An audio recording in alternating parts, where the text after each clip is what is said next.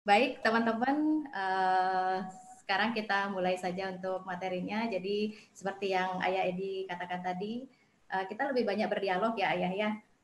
Iya. Jadi tidak ada slide seperti itu supaya nanti komunikasinya lebih efektif gitu ya. Nah, baik, Ayah, tema kita hari ini kan adalah guru hebat, Indonesia kuat gitu ya.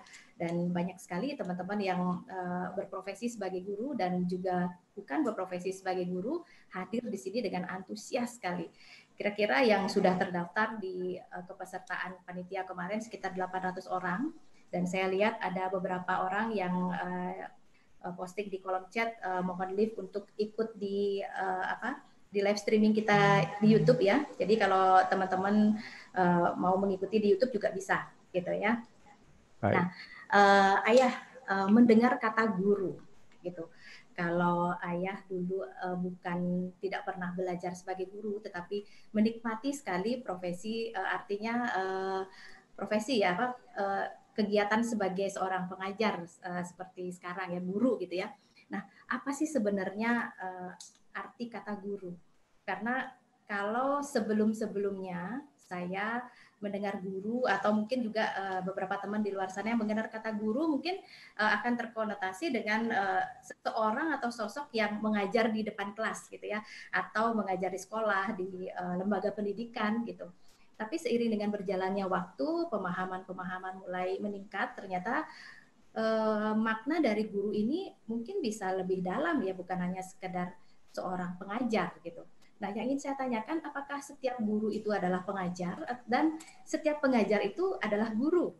Eh, Kalau kita ingin memaknai kembali guru, coba kita belajar dari kata dasar guru itu sendiri, gitu. Oke. Karena eh, yang berikutnya itu bermula dari kata dasar guru. Nah, banyak di antara kita yang masih bingung antara guru pengajar, guru pendidik, atau guru dan pendidik dan pengajar begitu. Guru itu kata asalnya berasal dari kata Sanskerta ya. Kalau saya buka di Wikipedia, kemudian saya juga pernah dengar dari Guru Gede Prama itu mengatakan bahwa gurut itu terdiri dari dua patah kata. Gu itu gelap, ya. Ru itu terang, ya. Gelap, terang. Baik.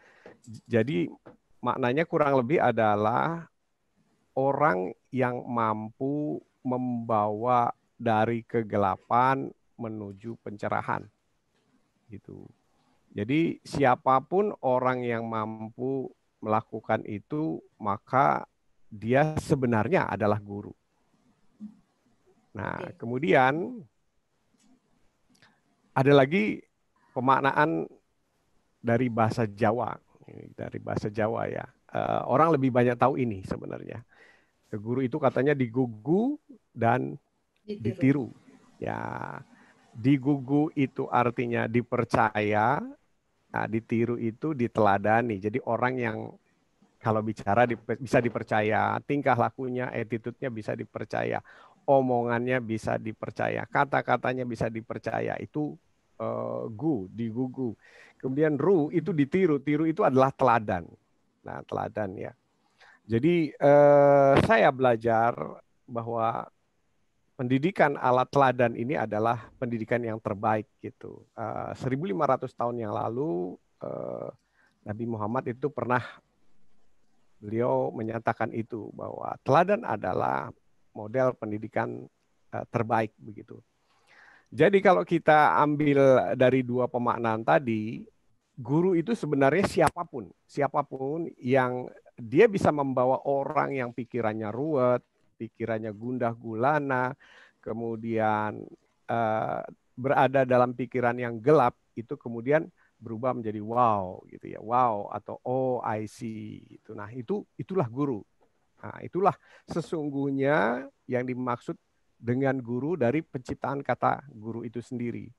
Nah, kemudian yang berikutnya, kalau kita ambil tambahannya dari bahasa Jawa tadi ya, gu itu digugu. Jadi ketika kita memilih menjadi seorang guru, kita harus sering-sering mengkaji ulang diri kita atau merefleksi diri.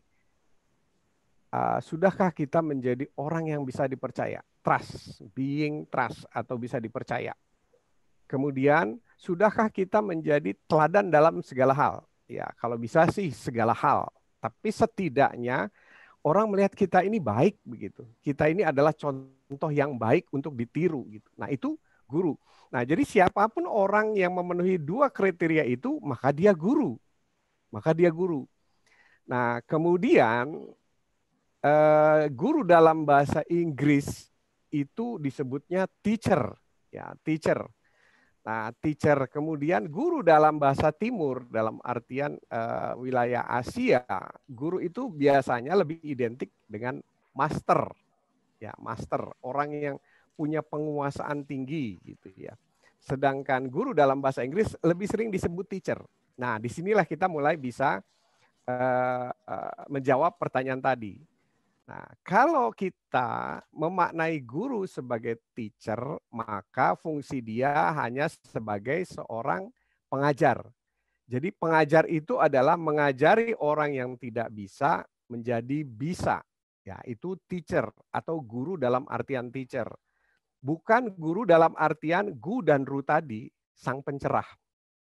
Nah, kemudian kalau guru pengertiannya master adalah dia menguasai ilmu kehidupan. Nah, yang terjadi saat ini adalah kita lebih banyak menganut fungsi-fungsi keguruan itu dari bahasa teacher, bukan dari bahasa guru itu sendiri. Nah, jadi saya mengajak, saya secara pribadi, kemudian guru-guru saya di Buleleng, juga guru-guru di seluruh Indonesia, mari kita sebagai orang Indonesia kembalikan fungsi guru itu sebagai arti yang kita maknai tadi, guru. Gu itu digugu, ru itu ditiru.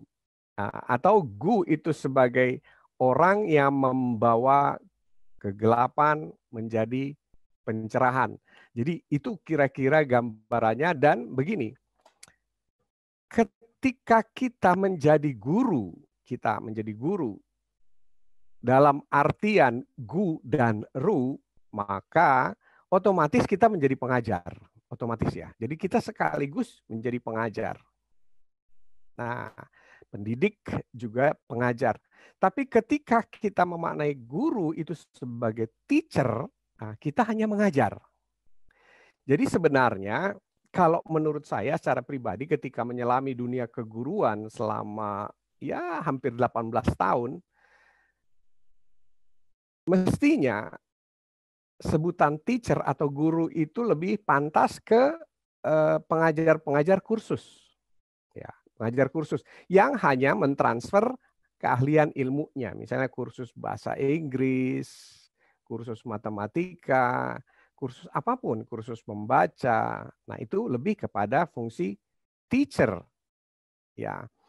Tapi kalau misalnya kita ingin menjadi guru yang hebat, maka kita harus mengambil fungsi guru yang bisa dipercaya, bisa ditiru, dan seperti tadi, membawa setiap anak didik itu dari kegelapan menjadi cerah.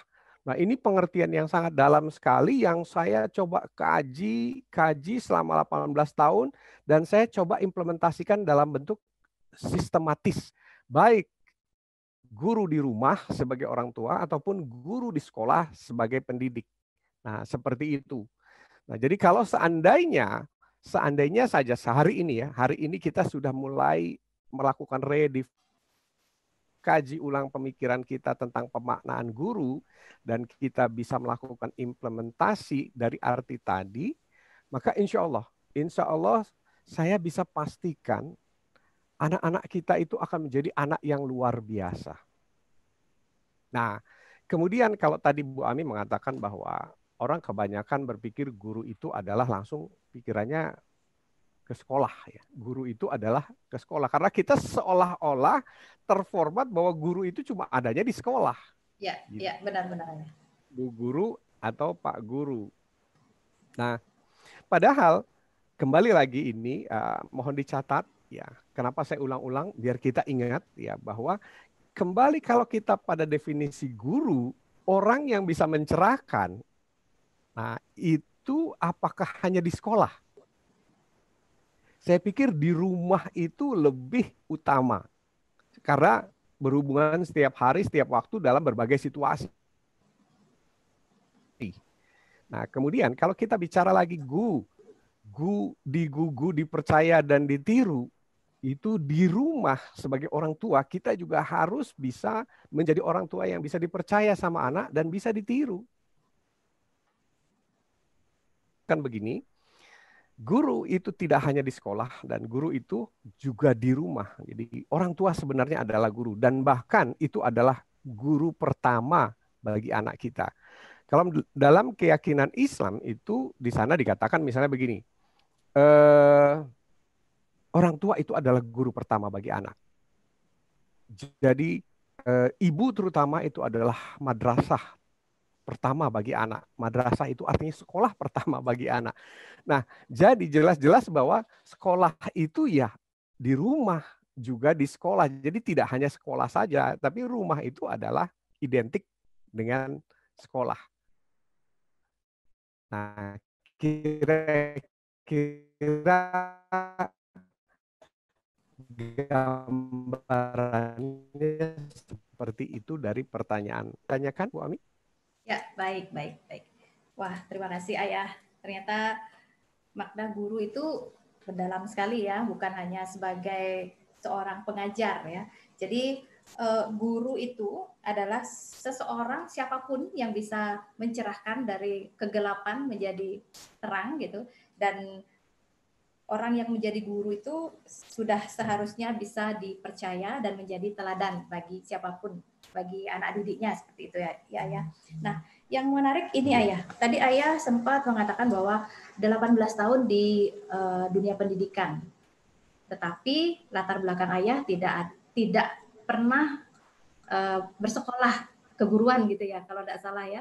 Nah, ini menarik sekali Ayah karena pengalaman saya pribadi, kalau boleh sharing gitu ya, saya juga adalah seorang sarjana arsitektur yang ketika saya mulai berkecimpung di dunia pendidikan, itu saya merasa seolah-olah menjadi hidup kembali gitu di antara daripada saya mengerjakan yang lain. Ketika saya mengerjakan yang lain, saya bisa, tapi ketika saya mulai mengajar, mulai di dunia pendidikan, saya merasa seperti ada sesuatu yang hidup di dalam diri saya. Nah, mungkin juga ada teman-teman yang hadir di sini juga merasakan hal seperti itu.